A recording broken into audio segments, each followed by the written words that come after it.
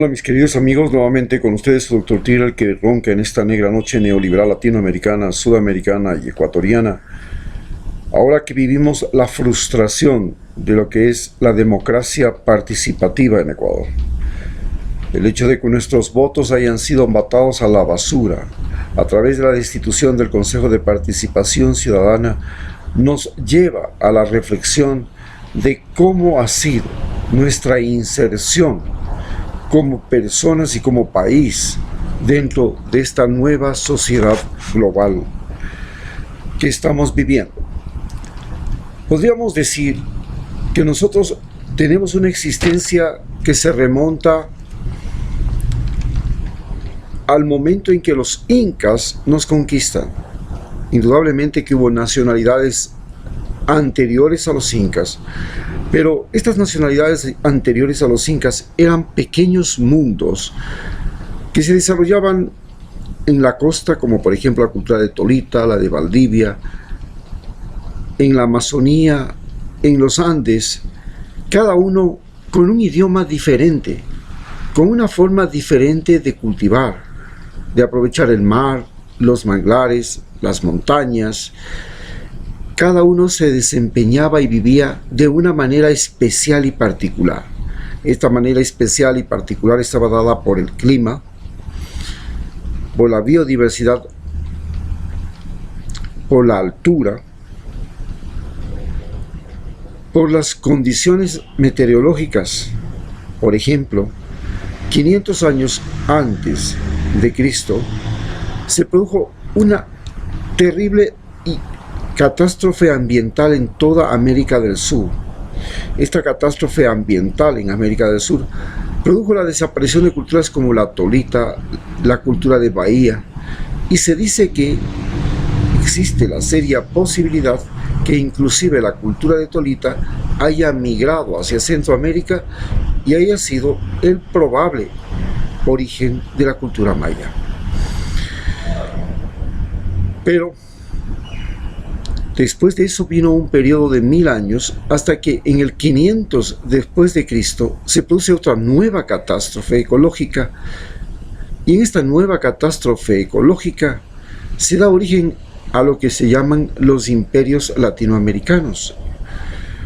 Estos imperios latinoamericanos, que comprenden los mayas, los aztecas, los incas básicamente, se conforman a partir de agrupaciones tribales que se consolidan finalmente a partir de los años 600 hasta los años de la llegada de los españoles, es decir, prácticamente 1000 años. Sin embargo, imperios como el imperio inca apenas logran una vida que no supera los 100 años, y el imperio azteca tampoco. Los mayas, por el contrario, son un imperio que se remonta a siglos, donde consolidan numerosas ciudades en Centroamérica y el sur de México. Sin embargo, desaparecen antes de la llegada de los españoles y de manera muy misteriosa que hasta ahora no tiene una posible explicación. Lo más probable es que también se debió a un cambio climático. América en sí era un mundo aparte. El mundo que existía y que se conocía era el mundo denominado Viejo Mundo. Y en ese Viejo Mundo se habían comenzado a consolidar los seres humanos a través de guerras, como por ejemplo las guerras entre Grecia y Persia, que trataban de consolidar un gran imperio, un gran territorio unificado, donde los seres humanos se comenzaran a relacionar. Y este territorio unificado comenzó con el imperio persa y continuó con el imperio griego. Al imperio griego le sucedió el imperio romano, y en Roma logró la consolidación de una Europa unida, más una gran influencia en la zona del Mediterráneo. Pero el imperio romano se extendía hasta China. Entonces vino una serie de conquistas desde la Asia, y los conquistadores asiáticos, como los arios, godos, visigodos, francos, lombardos, llegaron y se tomaron Europa, pero también se tomaron Europa Atila y sus huestes, los vándalos que venían del norte de África, y también se tomaron Europa los mongoles. No toda Europa, pero gran parte de Europa. Estamos hablando de Rusia, ¿no? Llegaron justamente hasta las puertas de Alemania y desde ahí se detuvieron y se detuvo su conquista. Esto creó ya el comienzo de lo que podríamos llamar la globalización humana. Esta globalización humana llega o se desborda, se desboca cuando llega la conquista de América y la colonización de América. Entonces, una nueva conquista que cambia todo el orden, no solamente del continente nuevo que se había descubierto, sino del viejo continente. ¿Cómo lo cambia? Primero porque la navegación se convierte en el gran vinculante entre los continentes y se desarrolla la navegación. Y esta vinculación significa también que de América llevan productos a Europa, como la papa, el maíz, el tomate, el maní, y desde Europa llegan productos como la leche, la carne, el trigo, la cebada, la caña de azúcar, y a su vez también nos llegan desde África los africanos, los seres humanos traficados como esclavos, y posteriormente con las sucesivas guerras que se han dado tanto en Europa como en Asia, América se vuelve en el sitio de confluencia de toda la especie humana. A partir de ese momento, nosotros comenzamos a vivir lo que se llama la vida republicana. Primero la conquista española. La conquista española nos convirtió a nosotros en súbditos del rey de España, pero sobre todo en creyentes católicos. La Iglesia Católica se extendió por América Latina y fue la que permaneció más allá del Imperio Español. El Imperio Español salió, pero la Iglesia Católica, el catolicismo, ha continuado como la religión unificadora, como identidad cultural de toda la gente desde el sur de los Estados Unidos hasta la Patagonia.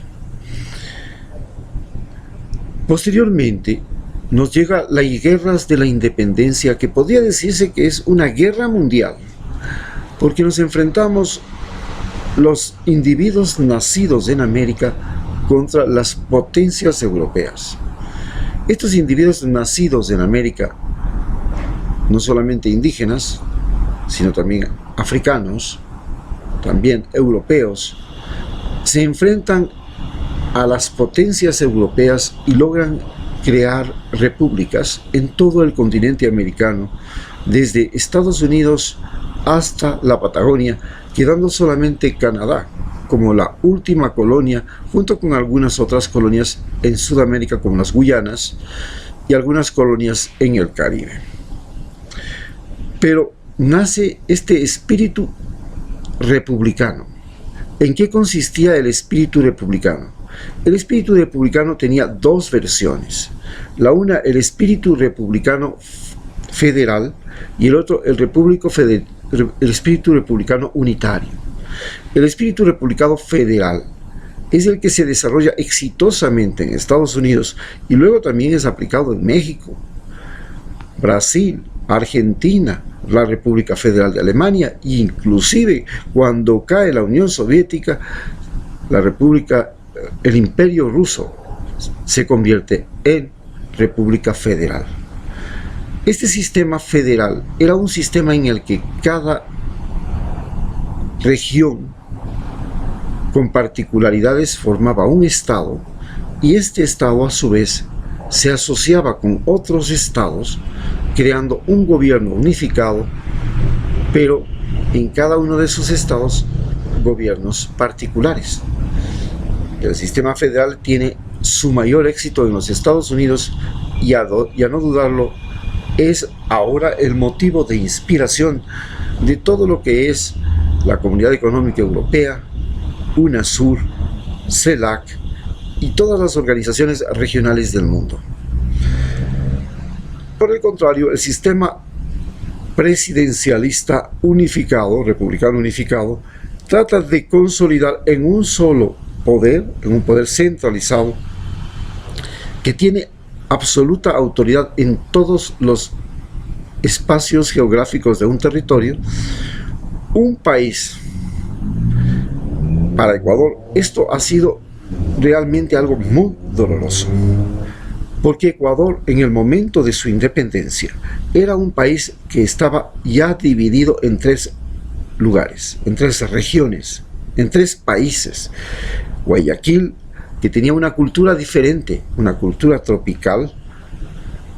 Quito, que estaba vinculado especialmente con el virreinato de Nueva Granada, cuya sede era Santa Fe de Bogotá, y Cuenca, que estaba vinculado y era parte del virreinato del Perú. Cuando llega la independencia, Cuenca y Guayaquil son parte del virreinato del Perú. Por eso, Simón Bolívar se apura a tratar de tomar el puerto de Guayaquil, aprovechando que San Martín, que también sube a reclamar Guayaquil, se encontraba debilitado porque había sufrido derrotas frente al ejército realista. Y esto también significó que Antonio José de Sucre y el ejército gran colombiano se enfrentara al ejército peruano por Cuenca. Vuelvo a repetir, Cuenca era parte del virreinato de Lima. Así pues, tratar de consolidar un país donde los virreinatos se habían repartido el territorio, se consideró la tarea más difícil que ha vivido este país, Ecuador. Como consecuencia de ello, Ecuador es un país regionalista. Tiene una región costa que se identifica con Guayaquil, que trató de propagar su influencia a lo largo de la costa ecuatoriana, no solamente a través del comercio, la explotación del café, el cacao, la producción y explotación del cacao, sino también a través de una propagación de una cultura tropical que se origina en Centroamérica y se propaga hasta el Golfo de Guayaquil. Esa es una de las contradicciones más curiosas que tenemos, que Guayaquil, siendo más identificado con el virreinato de Lima desde el punto de vista político, no era identificado desde el punto de vista cultural con las culturas del sur del continente, sino con las culturas tropicales del norte del continente. Estamos hablando de Centroamérica. Su música, su forma de bailar, su forma de comer, su forma de hablar, todo se identifica con esa región. Por el contrario, la región andina se identifica total y completamente con la región peruana, con la región boliviana, porque inclusive conserva el quichua como idioma de comunicación intercultural, porque tiene dentro de ese territorio numerosas nacionalidades, pero un idioma único, unificado por los incas, el quichua. En tanto que en la Amazonía fue siempre un territorio disperso, no era parte del territorio ecuatoriano, sino hasta la llegada de las compañías petroleras y la época del caucho, en que perdemos la mitad del territorio amazónico. Ya lo habíamos perdido antes, en el mismo momento de la independencia y con la invasión de los bandeirantes que formaron el Brasil. Pero en la Amazonía, las culturas amazónicas son dueñas hasta el día de hoy de territorios y lenguas que no se identifican con la unidad nacional, sino hasta muy recientes años. De esta manera, consolidar un país como Ecuador ha sido la cosa más difícil dentro de Sudamérica. Otros países, como por ejemplo Perú, ya era una unidad consolidada desde las épocas de los incas y luego a través del virreinato de Lima. Chile estaba consolidado a través de la Capitanía General de Santiago. Bolivia estaba consolidado a través de la Real Audiencia de Alto Perú.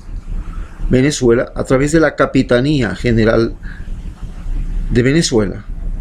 Paraguay a través de la Real Audiencia.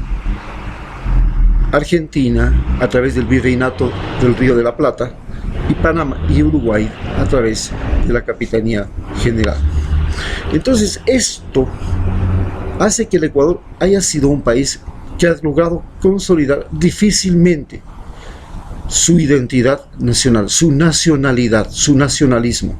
Y ese ha sido el trayecto que hemos seguido durante estos prácticamente 210 años de lucha por identidad nacional que comienza con el grito de la independencia en 1810.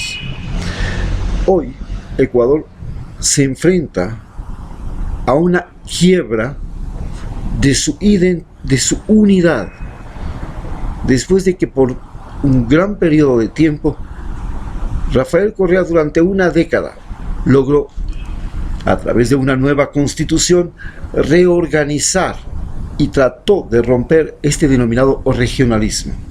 Para romper el regionalismo, en lugar de dividir al país solamente en provincias, como se encuentra dividido, 25 provincias, porque se aumentó durante el gobierno de Rafael Correa 2 provincias más, Santo Domingo y Santa Elena, también se creó un sistema de regionalización, donde grupos de provincias se unían para ocupar un espacio transversal del Ecuador que rompiera esta separación entre costa, sierra y oriente, y que reuniera una cantidad de habitantes que fuera contrapeso a las grandes metrópolis de Quito, Guayaquil. Así llegamos a tener 9 regiones para tratar de consolidar un espacio donde la democracia participativa no solamente fuera de forma personal, sino también tuviera una participación de tipo regional. Muchas gracias.